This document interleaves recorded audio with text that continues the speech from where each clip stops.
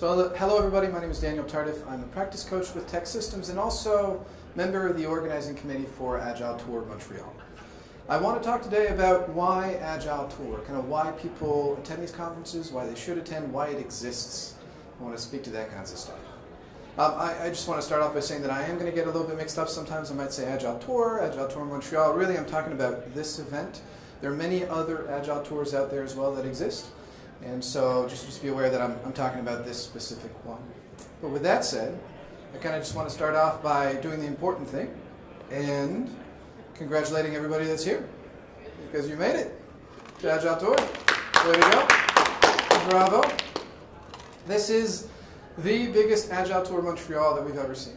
We've got 1,900 people signed up for this event. This is huge. Last year we had 1,700 people. And so it's quite impressive, but also quite scary. When you're walking through the halls, you can probably feel it, all the people kind of just all mixing up together and whatnot.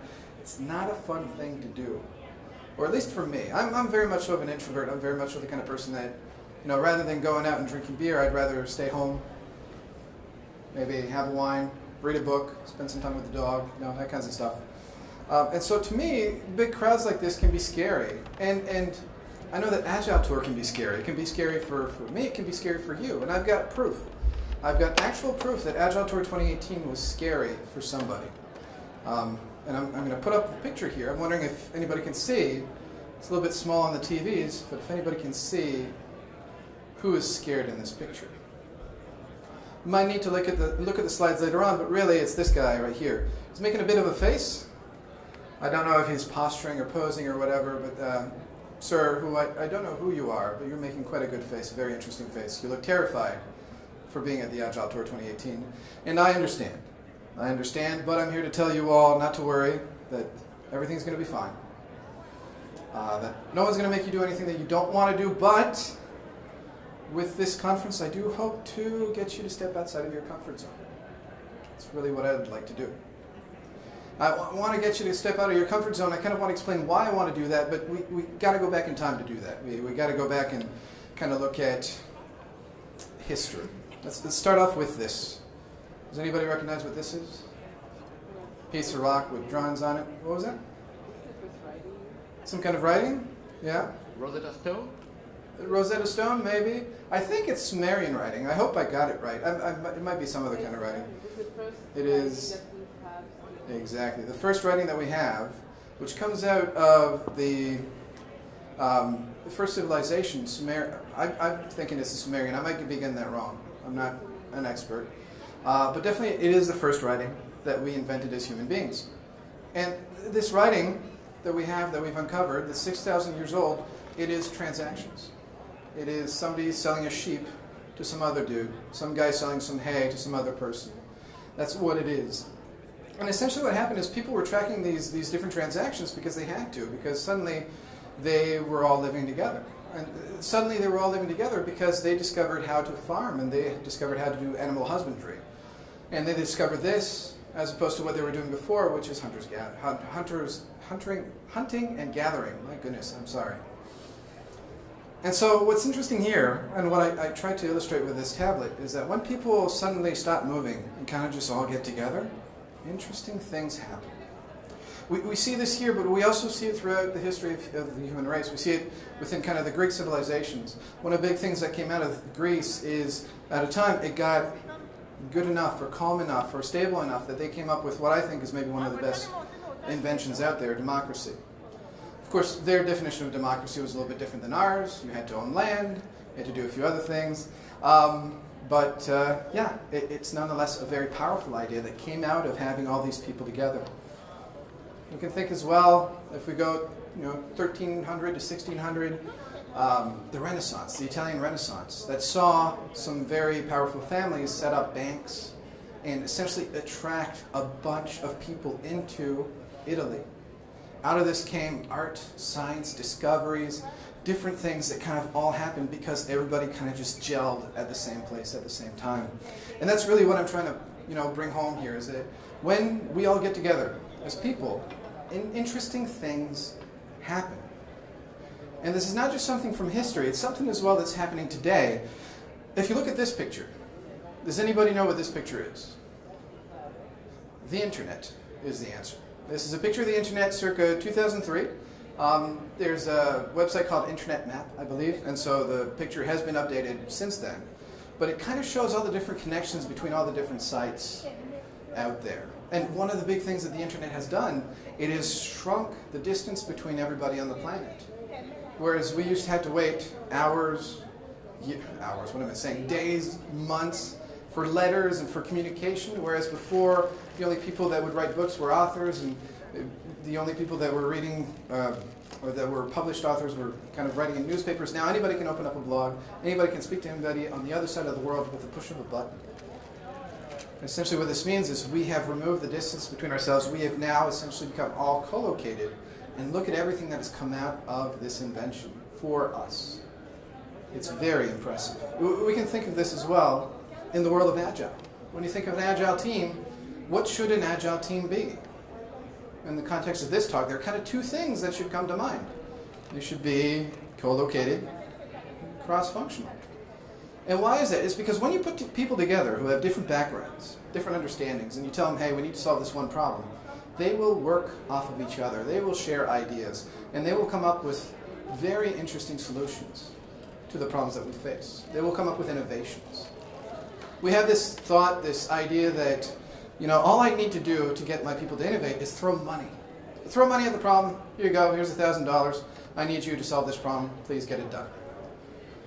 It's not how things work. You can't start with a problem, give somebody a lot of money, and essentially expect them to innovate. But this is how people think it works.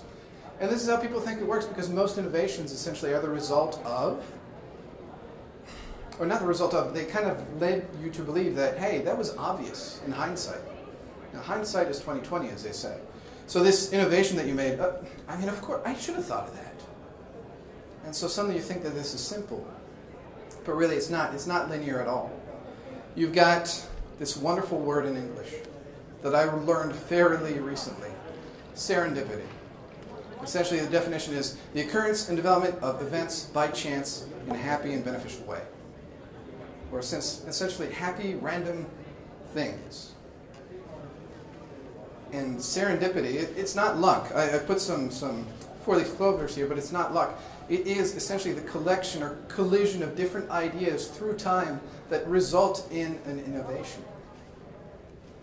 So serendipity is what brings innovation, not necessarily just here's a mandate and go. And so serendipity is what created the writing. It's what happens within our Agile teams, and it's what happens at Agile Tour Montreal as well. That's why this event is so important. And events like it as well. I'm not just talking about Agile Tour Montreal like it's the only conference. There are other conferences out there as well. And they all try to do the same thing. They all try to bring people together, people of different backgrounds with different ideas, because we're able to innovate together when we all bring these different ideas together.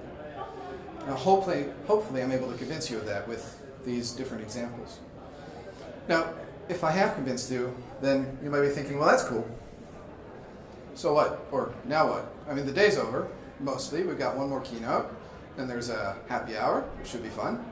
But, I mean, we're done, right? I hope to convince you that the answer is no. I hope to convince you that you are a superhero in this moment right now at Agile Tour Montreal.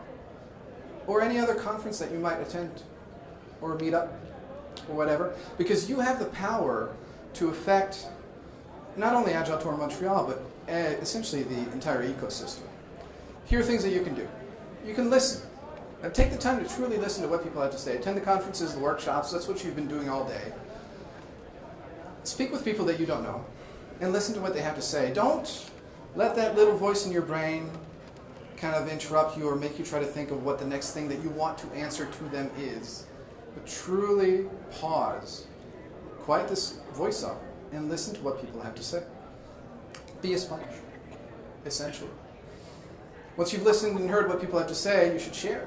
Share your ideas. Transform your ideas into things that are different.